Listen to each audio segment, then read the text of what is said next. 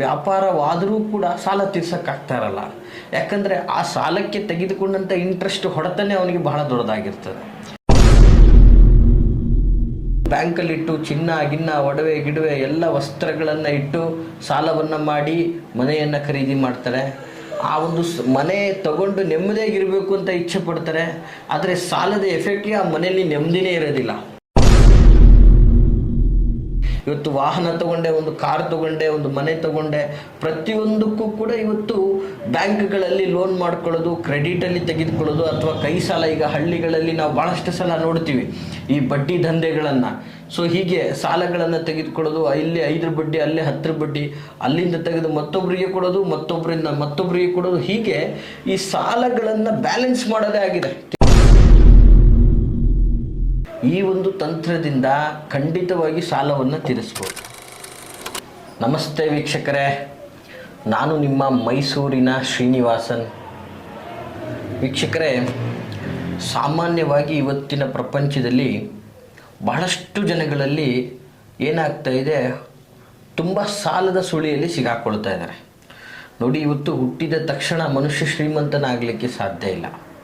ಇವತ್ತು ಅವನ ಜೀವನದ ಆಗು ಹೋಗುಗಳು, ಅವನ ಒಂದು ಮೂಲಭೂತ ಸೌಕರ್ಯಕ್ಕೆ ಅಥವಾ ಮೂಲಭೂತ ಅವಶ್ಯಕಗಳನ್ನು ಪೂರೈಸಿಕೊಳ್ಳೋದಕ್ಕೆ ಮನುಷ್ಯನಿಗೆ ಇವತ್ತು ಹಣ ಅಂತಕ್ಕಂಥದ್ದು ಬಹಳ ಮುಖ್ಯವಾಗಿರ್ತದೆ.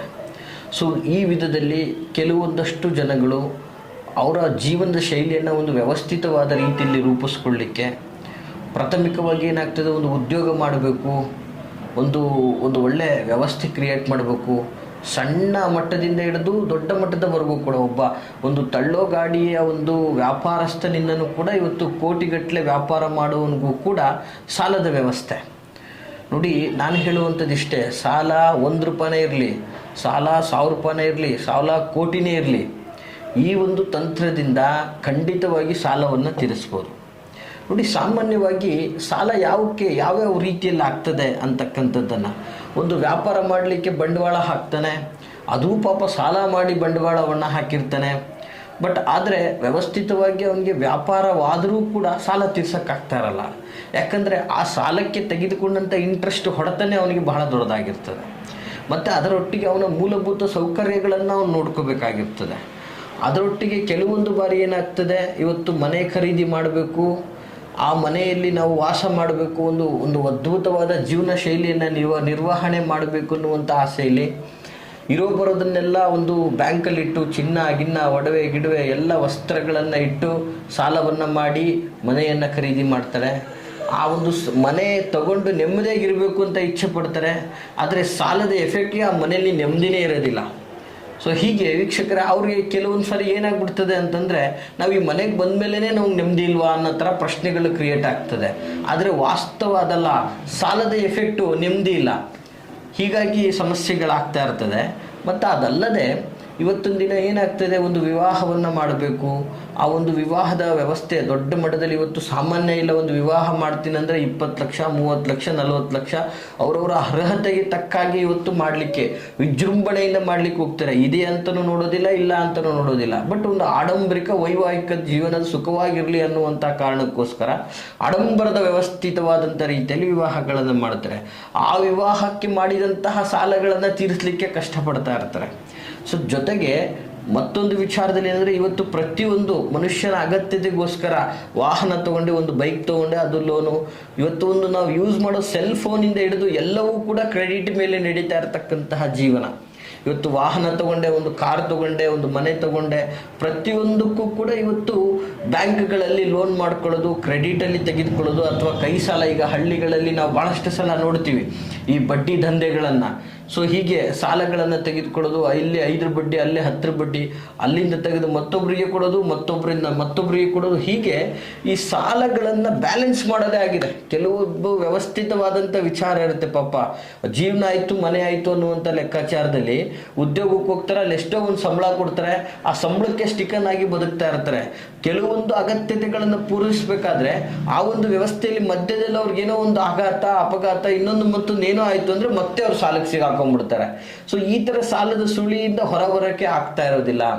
ಎಷ್ಟೋ ಜನಗಳಲ್ಲಿ ವೀಕ್ಷಕರೇ ಈ ಸಾಲದ ವ್ಯವಸ್ಥೆಯಿಂದಾಗಿ ಇಡೀ ಕುಟುಂಬ ದರಿದ್ರದ ಒಂದು ವ್ಯವಸ್ಥೆಗೆ ಬಂದ್ಬಿಟ್ಟಿರುತ್ತೆ. ಅವ್ರಿಗೆ ಹೇಗಾಗ್ತಾ ಇರುತ್ತೆ, ಊಟ ತಿಂಡಿಗೂ ಕೂಡ ಕಷ್ಟ ಆಗ್ತಾ ಇರುತ್ತೆ ಕೆಲವೊಂದು ಬಾರಿ. ಮತ್ತು ಅವರ ವೇಷಭೂಷಣಗಳನ್ನು ಏನೋ ಒಂದು ರೀತಿಯಲ್ಲಿ ಬದುಕಬೇಕು ಅನ್ನೋಕ್ಕೆ ಹೋದ್ರೂ ಅಡೆತಡೆಗಳಾಗ್ತಾ ಇರುತ್ತೆ. ಮತ್ತು ಯಾವುದೇ ಒಂದು ವಿಚಾರ ಮಾಡೋಕ್ಕೆ ಹೋದ್ರೂ ಕೂಡ ಹಣದಿಂದ ಲಾಭನೇ ಬರ್ತಾ ಇರಲ್ಲ ಅವ್ರಿಗೆ. ಏನೋ ಈ ಒಂದು ಹಣ ಸಾಲ ತಗೊಂಡಿದ್ದೀನಿ ಒಂದು 10,000, ಇಲ್ಲಿ ಇನ್ವೆಸ್ಟ್ ಮಾಡಿಬಿಟ್ಟು ಒಂದು ಲಾಭ ಮಾಡೋಣ ಅಂದರೆ ಅಲ್ಲಿ ಇನ್ವೆಸ್ಟ್ ಮಾಡ್ತಾರಲ್ಲ, ಹೂಡಿಕೆ ಮಾಡ್ತಾರೆ, ಲಾಸ್ ಆಗ್ತಾ ಇರ್ತದೆ. ಎಷ್ಟು ಬಾರಿ ಎಷ್ಟೋ ಜನಗಳು ಇವತ್ತು ಕೋಟ್ಯಾಧಿಪತಿಗಳು ಭಿಕ್ಷಾಧಿಪತಿಗಳಾಗಿದ್ದಾರೆ, ಭಿಕ್ಷಾಧಿಪತಿಗಳು ಕೋಟ್ಯಾಧಿಪತಿಗಳಾಗಿರೋದನ್ನು ನಾವು ನೋಡಿದ್ದೀವಿ. ಬಟ್ ವಾಸ್ತವವಾಗಿ ಏನು ಹೇಳಕ್ಕೆ ಇಷ್ಟಪಡ್ತೀನಿ, ಈ ಸಾಲ ಬಾಧೆ ಇವತ್ತು ನಾವು ಹೇಳ್ತಾ ಇರ್ತಕ್ಕಂಥದ್ದು ಯಾರೆಲ್ಲ ವಿಪರೀತ ಸಾಲ ಬಾಧೆಗಳಲ್ಲಿ ನಳೀತಾ ಇರ್ತಾರೆ. ಯಾಕಂದರೆ ಚೆನ್ನಾಗಿರುವಂತಹ ವ್ಯಕ್ತಿ ಬದುಕು ಅದ್ಭುತವಾಗಿ ಸಾಕ್ತಾ ಇದೆ, ಬಟ್ ಮುಂದಿನ ಜೀವನದಲ್ಲಿ ಇನ್ನಷ್ಟು ಪ್ರಗತಿ ಹೊಂದಬೇಕು ಅಂತ ಏನೋ ಒಂದು ಹೂಡಿಕೆ ಮಾಡೋಕೆ ಹೋಗ್ತಾನೆ, ನಷ್ಟ, ಮತ್ತೆ ಅವನು ರಿಟರ್ನ್ ಝೀರೋಗೆ ಬಂದು ನಿಂತಿರ್ತಾನೆ. ಹೀಗೆ ಇದ್ದಂತಹ ಸಮಯದಲ್ಲಿ ಕೆಲವೊಂದು ಜನಗಳಲ್ಲಿ ಏನಾಗಿರ್ತದೆ, ಹಣ ಇದ್ದಂಥ ಸಮಯದಲ್ಲಿ ಹಣದ ಬೆಲೆನೇ ಗೊತ್ತಿರೋದಿಲ್ಲ, ಬೇಕಾಬಿಟ್ಟು ಖರ್ಚು ಮಾಡಿಬಿಟ್ಟಿರ್ತಾರೆ. ಬಟ್ ಖರ್ಚು ಮಾಡಿ ಆದಾಯದ ಮೂಲ ಕಂಪ್ಲೀಟ್ಲಿ ಬಂದಾಗಿದ್ದ ತಕ್ಷಣ ದುಡ್ಡು ಅನ್ನೋದು ಬರ್ತಾ ಇಲ್ಲ ಅಂದಿದ ತಕ್ಷಣ ಅವರ ವಿವೇಚನೆಗೆ ಸೃಷ್ಟಿಯಾಗ್ಬಿಡುತ್ತೆ, ಹೆಂಗಪ್ಪ ನನ್ನ ಬದುಕು ಅಂತಕ್ಕಂಥದ್ದು. ಆ ವ್ಯವಸ್ಥೆಯಲ್ಲಿ ಬದುಕಿ ಒಂದೊಂದು ರೂಪಾಯಿಗೂ ಯೋಚನೆ ಮಾಡುವಂತಹ ಪರಿಸ್ಥಿತಿ ಬಂದಾಗ ಮತ್ತೆ ತಿರ್ಗಾ ಸಾಲ. ಸೊ ಈ ರೀತಿಯಾಗಿ ಇಂತಹ ಸಾಲದ ವ್ಯವಸ್ಥೆ, ಈ ಸಾಲದ ಸುಳಿಯಿಂದ ಹೊರಗಡೆ ಬರಬೇಕು. ನಾವು ಎಷ್ಟೇ ಕಷ್ಟಪಟ್ಟರು ನಮಗೆ ಸಾಲ ತೀರ್ಸೋಕ್ಕಾಗ್ತಾ ಇಲ್ಲ, ಆ ಸಾಲನ ಹೆಂಗಾನ ಮಾಡಿ ತೀರಿಸಿ ನಾವು ನೆಮ್ಮದಿಯಾಗಿ ಬದುಕಬೇಕು ಅನ್ನುವಂಥ ವ್ಯವಸ್ಥೆ ಇರೋರು ವೀಕ್ಷಕರೇ, ಈ ಒಂದು ತಂತ್ರದಿಂದ ಖಂಡಿತವಾಗಿ ನೀವು ವಿಮುಕ್ತಿಯನ್ನು ಪಡಿಬೋದು. ಜೊತೆಗೆ ಕೆಲವೊಂದು ಬಾರಿ ಏನಾಗ್ತದೆ, ಕೆಲವೊಂದು ವ್ಯಕ್ತಿತ್ವಗಳಲ್ಲಿ ಹಾಗೂ ಹೀಗೂ ಕಷ್ಟಪಟ್ಟು ಮನೆಯಲ್ಲಿ ಗಂಡ ಹೆಂಡತಿ ಅಣ್ಣ ತಮ್ಮ ಎಲ್ಲ ಸೇರಿ ಒಗ್ಗಟ್ಟಿಂದ ದುಡಿದು ಒಂದು ಸಮಸ್ಯೆ, ಒಂದು ಸಾಲವನ್ನು ತೀರಿಸ್ತಾರೆ. ಇನ್ಮೇಲೆ ನೆಮ್ಮದಿಯಾಗಿ ಬದುಕಬೇಕು ಅನ್ನುವಂಥ ಆಶಾದಾಯಕವಾಗಿ ಇಟ್ಕೊಂಡು ಸಂತೋಷ ಪಡೋದನ್ನಷ್ಟಲ್ಲೇ ಇನ್ನೊಂದು ಪ್ರಾಬ್ಲಮ್ ಬಂದ್ಬಿಟ್ಟಿರುತ್ತೆ ಅವ್ರಿಗೆ ಪಾಪ. ಸೊ ಅನಿವಾರ್ಯತೆ, ಬೇರೆ ದಾರಿ ಇಲ್ಲ, ಮತ್ತೆ ಸಾಲ ಮಾಡಲೇಬೇಕು. ಹೀಗೆ ಈ ಸಾಲದ ವ್ಯವಸ್ಥೆ, ಈ ಸಾಲದ ಶೂಲಗಳಲ್ಲಿ ಯಾರ್ಯಾರು ಸಿಗಾಕೊಂಡು ನರಳ್ತಾ ಇದ್ದೀರಾ? ಸೊ ಇವತ್ತು ಪ್ರಾಮಾಣಿಕವಾಗಿ ನಿಮಗೆ ಈ ಸಾಲದ ವ್ಯವಸ್ಥೆಯಿಂದ ಹೊರಬರಬೇಕು, ನೀವು ಒಂದು ಅದ್ಭುತವಾದ ಜೀವನವನ್ನು ರೂಪಿಸ್ಕೋಬೇಕು, ನಿಮಗೆ ನಾನಾ ಮೂಲಗಳಿಂದ ಹಣವು ಬರುವಂತಹ ಒಂದು ಮಾರ್ಗ ನಿಮ್ಮ ದೃಷ್ಟಿಗೆ ಬರಬೇಕು ಅನ್ನುವಂಥದ್ದಾದರೆ ಈ ಒಂದು ತಂತ್ರವನ್ನು ಮಾಡಿ ವೀಕ್ಷಕರೇ. ಬಹಳ ಅದ್ಭುತವಾದಂತಹ ತಂತ್ರವಾಗಿರ್ತದೆ. ತಂತ್ರ ಸ್ವರೂಪ ಬಹಳ ಅದ್ಭುತವಾಗಿರ್ತಕ್ಕಂಥದ್ದು ವೀಕ್ಷಕರೇ. ಸೂಕ್ಷ್ಮವಾಗಿ ನೋಟ್ ಮಾಡ್ಕೊಳ್ಳಿ. ಬಹಳ ಸರಳವಾದಂತಹ ವಿಧಾನ ನೋಡಿ. ನಾವು ಹೇಳುವಂತಹ ಈ ತಂತ್ರ ವಿಧಾನಗಳು, ಈ ಟಿಪ್ಸ್ಗಳು ಸಾರ್ವಜನಿಕವಾಗಿ ವಿಚಾರವಾಗಿ ಹೇಳ್ತಾ ಇರತಕ್ಕಂಥದ್ದು.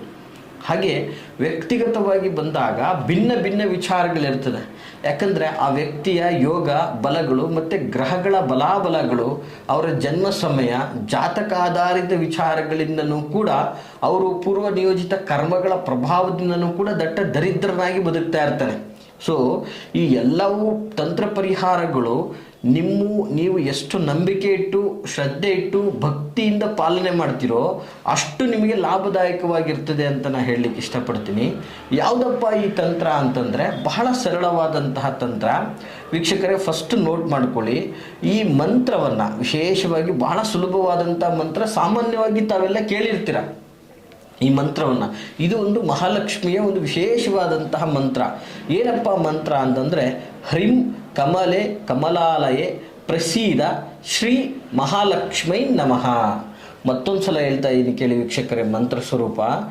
ಹ್ರೀಂ ಕಮಲೆ ಕಮಲಾಲಯೇ ಪ್ರಸೀದ ಶ್ರೀ ಮಹಾಲಕ್ಷ್ಮೈ ನಮಃ. ಈ ಮಂತ್ರವನ್ನು ವಿಶೇಷವಾಗಿ ಒಂದು ಬೆಳ್ಳಿ ಅಥವಾ ಚಿನ್ನದ ಒಂದು ಸಣ್ಣ ತಗಡಿನಲ್ಲಿ ಬರೀಬೇಕು. ಈ ಚಿನ್ನ ಅಥವಾ ಬೆಳ್ಳಿ ಎರಡೇ ಪದಾರ್ಥ ಆಗಬೇಕು. ಈ ಒಂದು ತಗಡಿನಲ್ಲಿ ಬರೆದು ಇದಕ್ಕೆ ಶ್ರೀಗಂಧ, ಕಸ್ತೂರಿ, ಪಚ್ಚ ಕರ್ಪೂರಗಳನ್ನು ಅದರಲ್ಲಿ ಸೇರಿಸ್ಬಿಟ್ಟು, ಆ ತಗಡಿಗೆ ಸೇರಿಸ್ಬಿಟ್ಟು ರೌಂಡ್ ಮಾಡಿ ಅದು ಒಂದು ತಾಯಿತದಲ್ಲಿ ಭದ್ರಪಡಿಸ್ಬೇಕು. ಯಾವುದಾದ್ರೂ ಒಂದು ತಾಯಿತ, ಆ ತಾಯಿತದಲ್ಲಿ ಅದನ್ನು ಭದ್ರಪಡಿಸ್ಬಿಟ್ಟು ನಿಮ್ಮ ಕುಲ ದೈವ ದೇವರು ಅಥವಾ ನೀವು ಆರಾಧನೆ ಮಾಡುವಂತಹ ದೇವರ ಮುಂದೆ ಭಕ್ತಿಯಿಂದ ಇಟ್ಟು ಪೂಜೆ ಮಾಡಿ ಅನಂತರ ಅದನ್ನು ನೀವು ಧಾರಣೆ ಮಾಡುವುದರಿಂದ, ಅದನ್ನು ಧಾರಣೆ ಮಾಡಿಕೊಂಡು ನಿಮ್ಮ ಕಾರ್ಯಗಳಲ್ಲಿ ನೀವು ಪ್ರಾರಂಭಿಸುವುದರಿಂದ ಹೋದಲ್ಲೆಲ್ಲ ಜಯ, ಶೀಘ್ರ ಸಾಲದಿಂದ ಮುಕ್ತಿ. ಪ್ರಮುಖ ವಿಚಾರ ಏನಪ್ಪ ಅಂದರೆ, ಇವತ್ತು ಸಾಲಗಾರರು ನಿಮಗೆ ತುಂಬ ಕಾಟ ಕೊಡ್ತಾ ಇರ್ತಾರೆ. ಸಾಲ ಕೊಡಯ, ಬಡ್ಡಿ ಕೊಡಯ, ಇದು ಕೊಡಯ, ಅದು ಕೊಡಯ ಅಂಥೇಳಿ. ಸೊ ಹೀಗೆ ಅಂಥವರು ಸಹ ನಿಮಗೊಂದಷ್ಟು ಸಮಯಗಳ ಕಾಲ ಅವಕಾಶವನ್ನು ಮಾಡಿಕೊಡುವಂಥದ್ದು, ನಿಮ್ಮ ಮೇಲೆ ಒಂದು ಸಹಾನುಭೂತಿಯನ್ನು ತೋರಿಸುವಂಥದ್ದು, ನೀವು ಅವರಿಗೆ ಹಣ ಕೊಡುವಂತಹ ವ್ಯವಸ್ಥೆಗಂಟ ಅವರು ತಾಳ್ಮೆಯನ್ನು ಕಳ್ಕೊಳ್ಳದೆ ನಿಮ್ಮ ಒಂದು ತೇಜೋವಧೆ ಮಾಡದೆ ಗೌರವವಾದ ರೀತಿಯಲ್ಲಿ ನಿಮ್ಮೊಟ್ಟಿಗೆ ವರ್ತಿಸುವಂಥದ್ದು, ಇವೆಲ್ಲವೂ ಸಹ ಈ ಒಂದು ತಂತ್ರದಿಂದ ಆಗ್ತದೆ ವೀಕ್ಷಕರೇ. ಹಾಗಾಗಿ ಈ ಒಂದು ಮಾಹಿತಿ ತಮಗೆಲ್ಲ ಇಷ್ಟವಾಗಿದೆ ಅಂತ ನಾನು ಭಾವಿಸ್ತೀನಿ. ತಮಗೆಲ್ಲ ಇಷ್ಟವಾಗಿದ್ದಲ್ಲಿ ದಯವಿಟ್ಟು ಲೈಕ್ ಮಾಡಿ. ಹಾಗೆ ಯಾರೆಲ್ಲ ಸಾಲದ ಶೂಲದಲ್ಲಿ ಸಿಲುಕಿದಾರೋ, ಸಾಲಗಾರರಿಂದ ತೊಂದರೆಯನ್ನು ಅನುಭವಿಸ್ತಾ ಇದ್ದಾರೋ, ಮತ್ತು ಯಾರಿಗೂ ಎಲ್ಲಿ ಹೋದರೂ ₹1 ದುಡ್ಡೇ ಹುಟ್ಟುತ್ತಾ ಇಲ್ಲ, ಹಣನೇ ಸಿಗ್ತಾ ಇಲ್ಲ ಅನ್ನುವಂಥವ್ರಿಗೆ ದಯವಿಟ್ಟು ಈ ಒಂದು ವಿಡಿಯೋಗಳನ್ನು ಶೇರ್ ಮಾಡಿ ಅಂತ ಹೇಳ್ತಾ, ಎಲ್ರಿಗೂ ಶುಭವಾಗಲಿ. ಎಲ್ಲರೂ ಶೀಘ್ರವಾಗಿ ಸಾಲದಿಂದ ಮುಕ್ತಿಯನ್ನು ಹೊಂದಲಿ ಅಂತ ಹೇಳ್ತಾ, ಆ ಪರಮಾತ್ಮ ನಿಮಗೆ ಶುಭವನ್ನು ಉಂಟು ಮಾಡಲಿ ಅಂತ ಹೇಳ್ತಾ, ಎಲ್ರಿಗೂ ಒಳ್ಳೆಯದಾಗಲಿ. ನಮಸ್ಕಾರ.